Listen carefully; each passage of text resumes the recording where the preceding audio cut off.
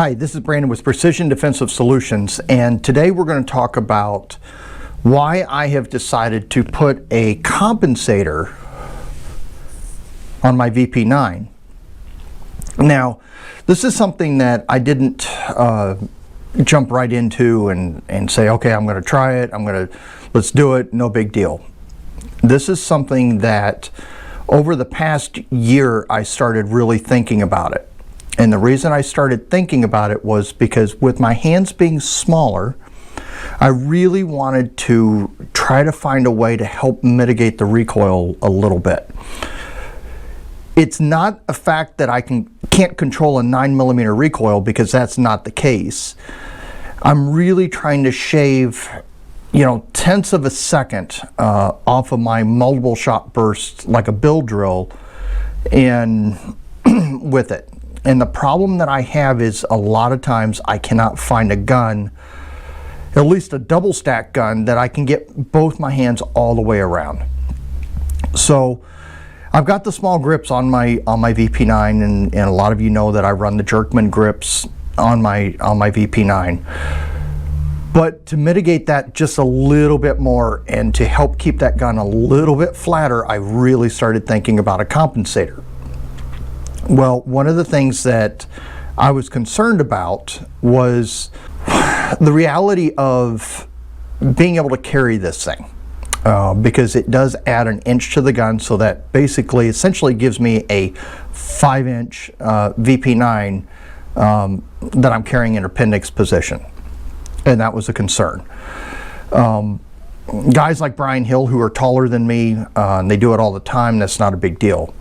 But guys like Chris Bean from Tactical Advantage, and who also helps out at the Complete Combatant down in Georgia, and a good friend of mine, he has carried a comp on his gun for a number of years. Typically, Chris used a Glock. He just switched over to a VP9, and I was looking at his gun, his Glock, when we were in Kansas last year and again this year, and it was something that I really started thinking about more and more, because Chris is about my height, so that makes it a little bit more relatable to me. But then this year, Robbie Broussard, who also works for Active Self-Protection, he was helping out at the conference. Robbie's not very tall, and he was helping me with one of my classes, and he was an AI for me, and he pulled his gun out, and I kind of looked and I went, wow. So he's carrying a comp gun with 5+ inch barrel in it, and Robbie's not very tall, and I'm like, well, if Robbie can conceal that well and deal with it, then obviously I can too. It comes down to the right holster and all. So I really started thinking about it, and I decided to go ahead and do it. So I picked up the PMM, the Parker Mountain Machine comp for my VP9. The gun is clear, okay? And you can see it here that it is already installed. This is my carry gun. I am actually working out a secondary VP9, because I've put a ton of rounds through this gun. So I want to make sure that I've got a backup that's identical. It will also have the compensator as long as it continues to work the way it did this past Saturday. It's got the SRO, got the Jerkman grips, all that. And that one will start getting used once I get it back from Gray Guns, because it will also have a Gray Guns trigger in it. So why did I do it? Keep the gun flatter, faster follow-up shots, more in particular, not so much for everyday carry, but for training classes that I'm looking to do. And I kind of figure, I have the mindset that if you train with the gun in a class and it's not your carry gun, you're training with something else other than what you carry. So put it on my carry gun. Took this gun out last weekend, put almost 300 rounds through it, between sighting it, shot MagTech 115 grain, MagTech 124 grain, Federal American Eagle 147 grain, Federal 147 grain HST. Yes, I put a full box of Federal HST through the gun with absolutely no failures. I'll insert a picture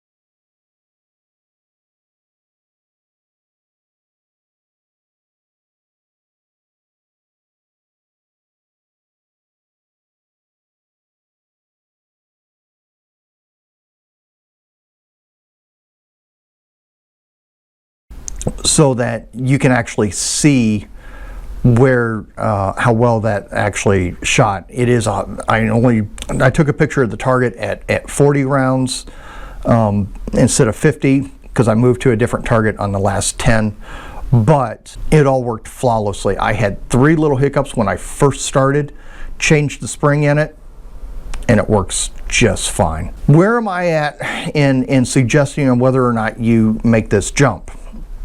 I'm not. The reality of it is this is a personal choice for me. If it's something you want to do, I can talk to you about the process that I use to do it and what I suggest you do on testing it. But I'm not going to tell you you have to go out and put a comp on your gun and carry a 5-inch gun and things like that. It's a personal choice and you have to make sure that it's working for you. If you do it, test it, work through it, and make sure everything's good. Take care, everybody. Be safe, and we'll talk to you soon.